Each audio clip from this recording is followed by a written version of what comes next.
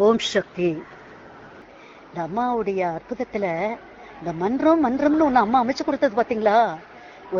ஒரு பிரசவ ஆஸ்பத்திரியில ஒரு ஏழை தாய் கொண்டு வந்து தன்னோட மகளை சேர்த்துட்டான்.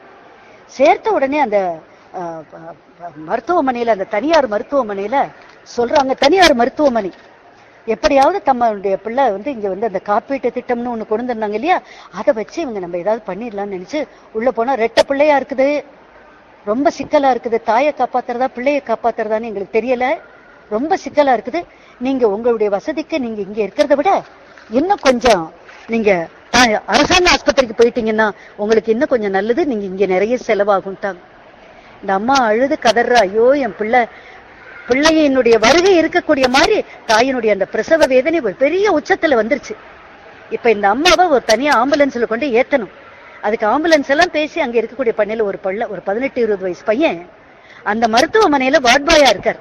அதாவது இந்த ஸ்ட்ரெச்சர் எல்லாம், அந்த வண்டி எல்லாம் தள்ளிட்டு போற பையன் இருப்பார்ல, அவர் இப்படி பார்த்துட்டு, என்னம்மா என்ன சொன்னாங்க டாக்டர்? சொல்ல, வேற ஆஸ்பத்திரிக்கு தூக்கிட்டு போக சொல்லிட்டாங்க ஐயா, என் பிள்ளை பிறக்கிற நேரமா ஆயிடுச்சு, இந்த நேரத்துல இப்படி செஞ்சுட்டாங்களேன்னு அழறாங்க. இந்த பையனுக்கு என்ன பண்ணன்னு தெரியல. ஐயோ, நம்ம ஆஸ்பத்திரிக்கு பக்கத்திலேயே நம்ம மன்றம் இருக்குதே, இவன் கிடுகிடுன்னு ஓடுறான். ஆனா பகல் நேரம், மத்தியான நேரம், இன்னும் மன்றம் திறக்கல, அன்னைக்கு சாயந்தரம் வழிபாடு இருக்கு தெரியும். இங்க தேடுறான். அந்த ஓரத்துல அந்த படிக்கட்டுக்கிட்ட துளியோண்டு ஒரு வேப்பலை கிடக்கு. அந்த வெளியில வச்சிருப்பாங்க பாருங்க, போறவங்க வர்றவங்க அம்மா பேரை சொல்லி நெத்தியில வச்சுக்கிற குங்குமம். அந்த குங்குமம் எத்தனை மாயாஜாலங்களை பண்ணி இருக்குது, எத்தனை பேருடைய வாழ்க்கையை மாத்தி இருக்குது, எத்தனை பிரிந்த குடும்பங்களை ஒன்றுபடுத்தி இருக்குது, எத்தனை பேருடைய மாங்கல்யத்தை காப்பாத்திருக்கு, எத்தனை பேருடைய மருத்துவ மருந்தாக அந்த குங்குமம் இருந்திருக்கு. அந்த குங்கும கிண்ணத்துல தேடுறான். அப்படி ஒரு ஓரமா கொஞ்சோண்டு ஒட்டிட்டு இருக்குது.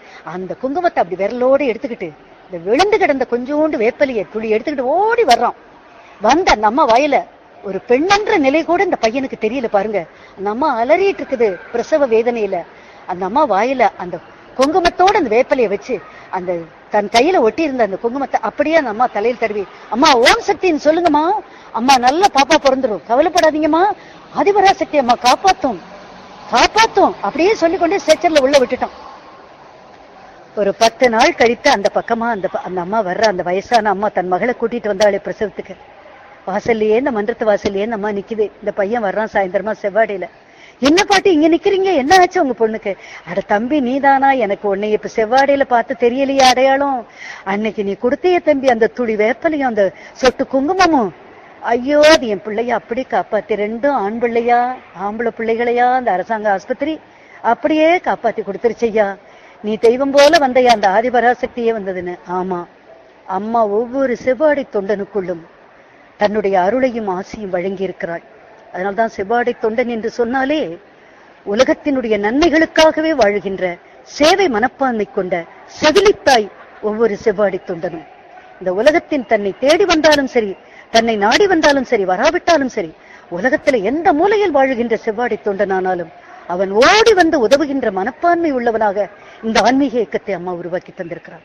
அப்படி இருக்க வளர்ந்த, படித்த, பக்குவமான, நல்லது கெட்டது தெரிந்த வளர்ந்த மனிதர்களாகிய நாம் ஒவ்வொருவரும் நம் குடும்பத்தையும், நாம் வாழும் சமூகத்தையும், நாம் வாழும் இந்த தேசத்தையும், நாம் வாழும் இந்த உலகத்தையும் நேசிப்பதோடு, கருணையோடு, கருத்தோடு, மனசாட்சியோடு, மன ஒழுக்கத்தோடு, அம்மா நானும் வாழணும், என்னை சுற்றி இருக்கும் மானுடமும் வாழணும் என்று நினைக்கிற எல்லோருக்கும் இந்த மருவத்தூர் தாய், பங்காரு தெய்வம் ஆதிபராசக்தி எல்லையற்ற தன் அன்பினால் இடையரா அருத்துணையாயிருந்து நம்மை காப்பாற்றுகிறாள்.